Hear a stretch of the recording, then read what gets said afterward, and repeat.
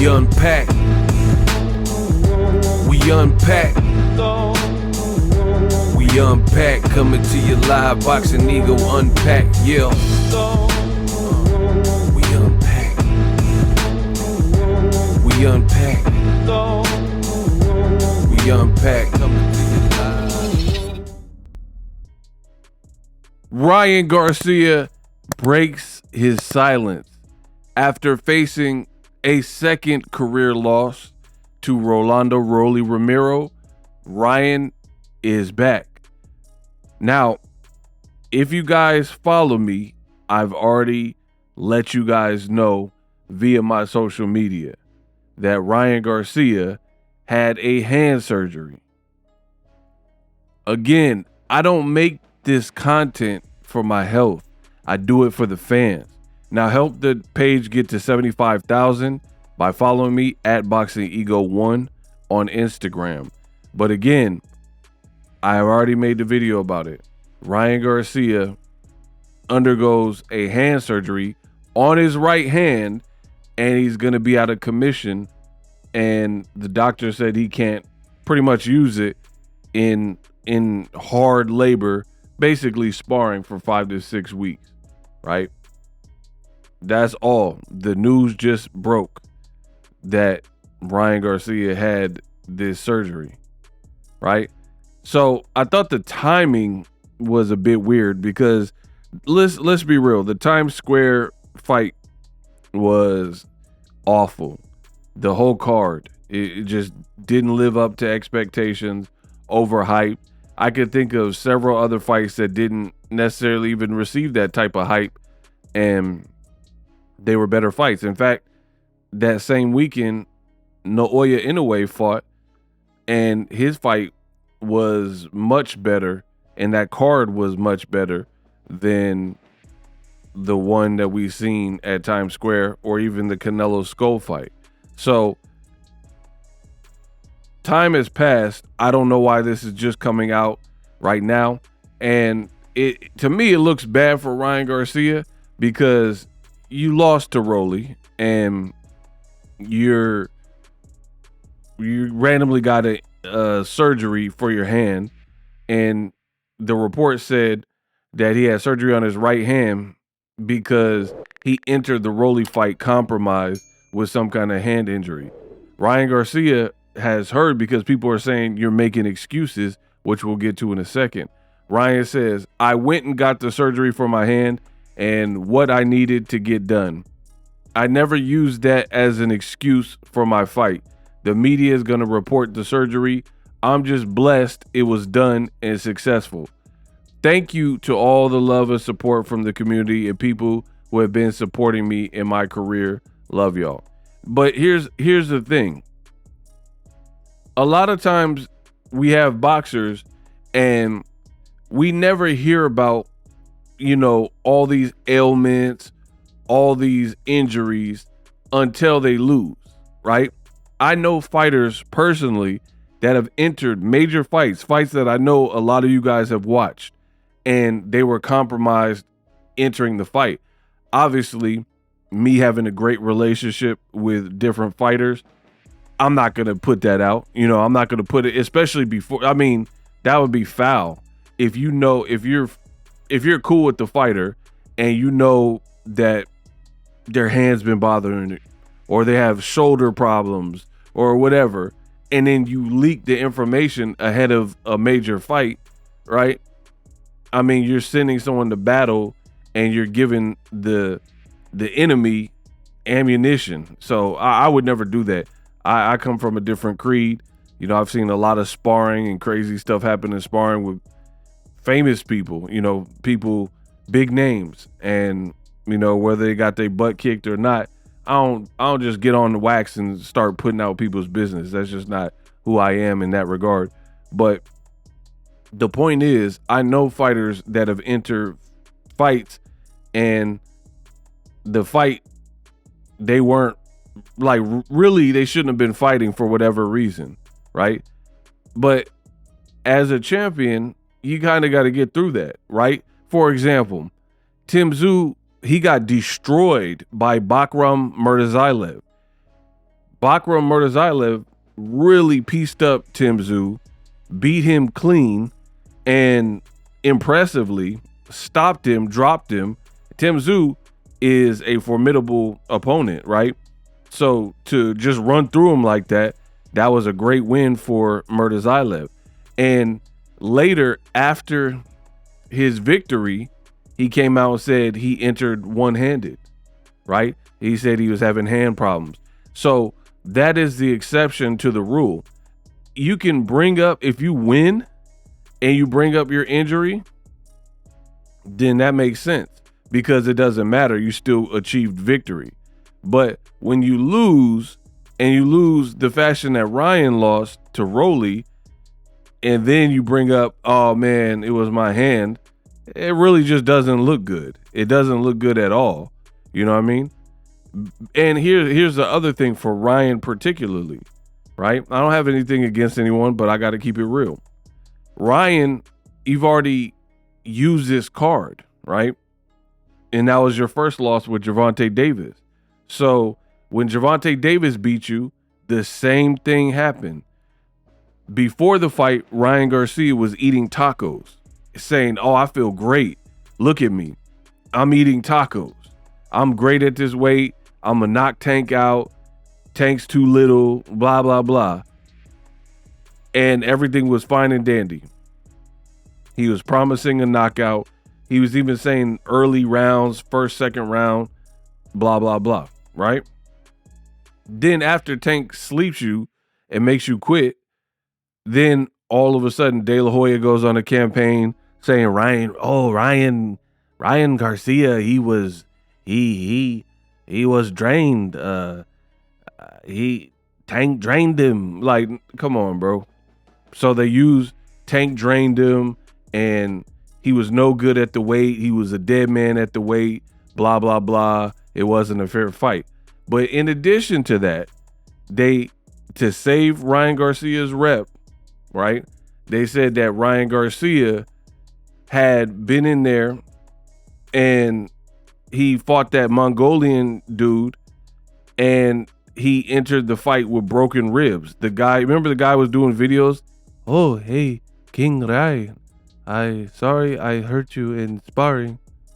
Are you okay? Remember that guy? Right? So allegedly for the Gervonta Davis fight, after you lost, you had broken ribs or fractured ribs or whatever was wrong with your ribs, which you said, oh, of course I go down to the body shot because I was compromised. But then they also doubled down and then added the weight. So it's like, how many of these different excuses are you going to have for why you lost? And then now Rolly, massive underdog, he was supposed to be a stepping stone for Ryan to knock out Rolly. That's what most of the predictions I seen were saying. Oh, Ryan by knockout, and then he's going to move on to Devin Haney rematch. And then you lose to Rolly clean. Like there was no doubt at the end of the fight, Rolly won the fight, right? And now all of a sudden your hand was messed up. But before the fight, you're flexing, you're confident seemingly, and I really don't like when fighters do it. So Ryan is like, oh, I went and had the surgery. I never used it as an excuse, but why is it even coming out? You could have just did this behind the scenes, had your little surgery, and, you know, clearly your side probably leaked that to the media because we haven't seen or heard anything from Ryan really since the Rolly fight. So all of a sudden, the first thing we hear is not about your next fight.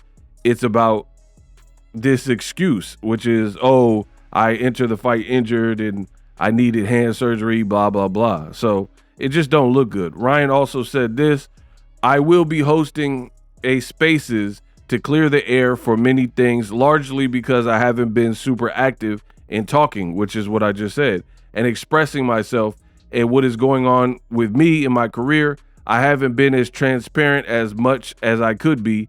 I will probably be hosting this week sometime. Those who lost faith in me, That is okay. To all the people turning your back on me, I say thank you, God, for cutting the grass for me. I will be back on top. I've been down before, but with God, I've always been able to rise again. Boxing and life. So Ryan Garcia is saying he didn't make excuses, but to me it sounds like an excuse, because we don't really need to know. You didn't perform versus Rolly. You didn't perform versus Tank. You lost both of those fights. And again, conveniently, after both fights, there's rationale as to why you look like that. You know what I mean? It's like when people do this. People say not to make excuses, but man, I was really sick. So you say not to make excuses, but then you make an excuse, right? You see it all the time. The other thing is, Rolly dropped you. Like, Rolly dropped you. What does that have to do with your defense? You can have you can have a defense even if you're somehow compromised or handicapped with one of your hands. You just got caught clean with double left hooks. That doesn't really have nothing to do with the hand injury, because guess what? I've seen people where they threw their arm out of socket, their shoulder or something, and look at the fight with Sam Solomon and Jermaine Taylor, right? Where you clearly have a compromised fight. And then I've seen fights where a guy's leg is messed up, like David Haye versus Tony Bellew. You see, I can do this off of the top of my dome.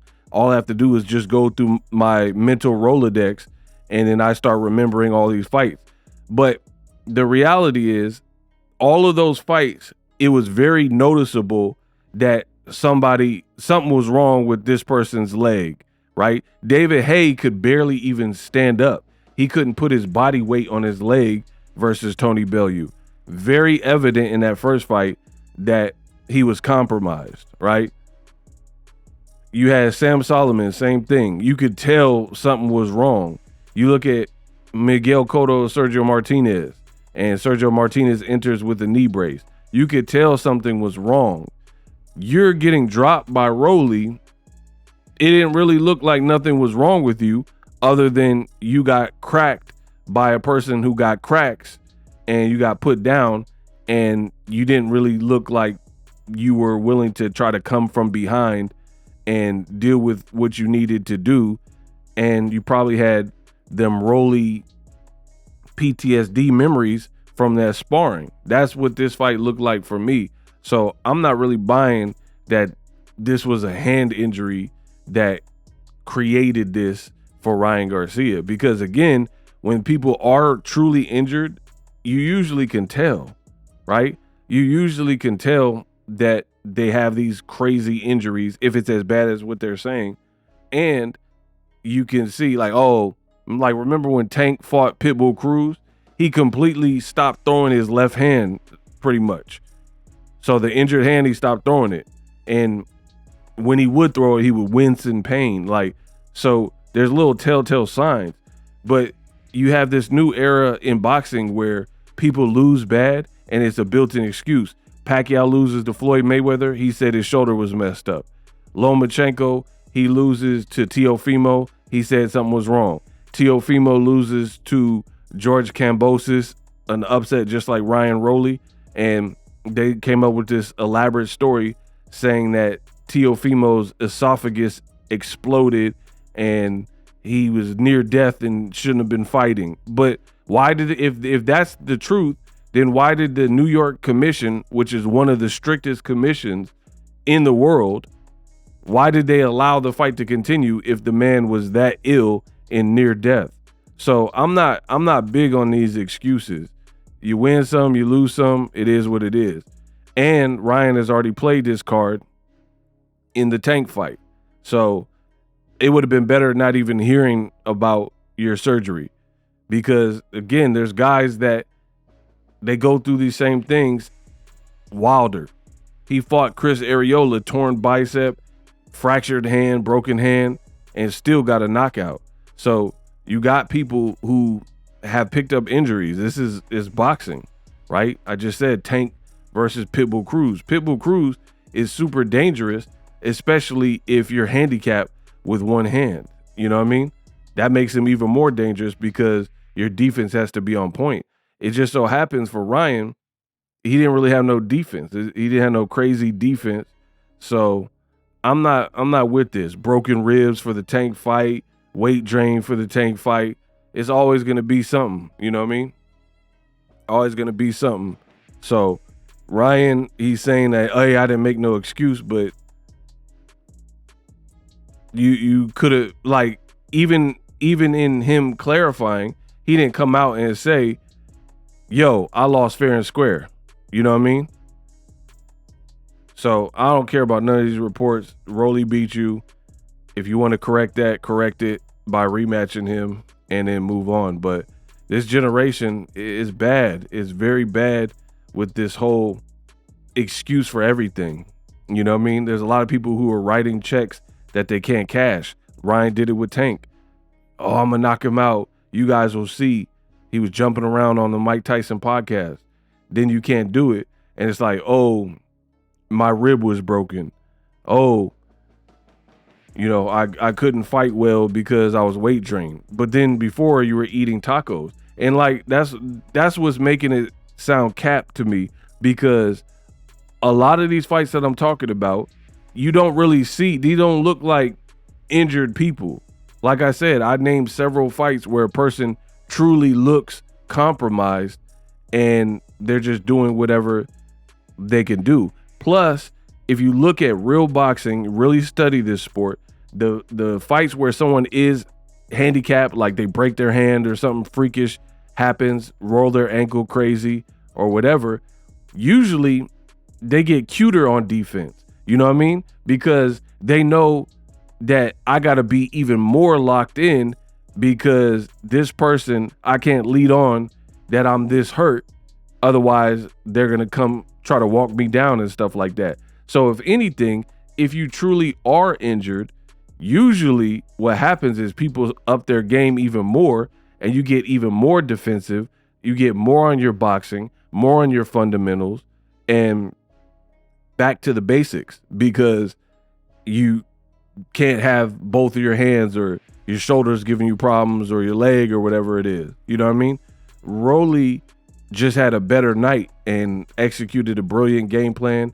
He was keeping his right hand guarded for the Ryan left hook. So just give credit to Rolly. It is what it is. Run it back if you feel the type of way. But I've made reports about the Ryan and him having the surgery. It changes nothing. You lost to Rolly fair and square. We unpack. Live streaming can be tough, which is why I use StreamYard. Click the link in the description for StreamYard, which is an awesome tool that enables you to set up your stream with ease of use. Get great results with live streaming. It's what I use.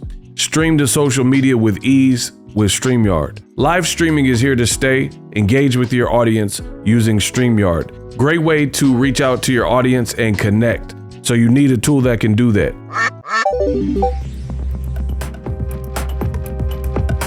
If you're new to YouTube and you're struggling to get views, one tool I can provide to you is TubeBuddy. I've been on YouTube over 10 years.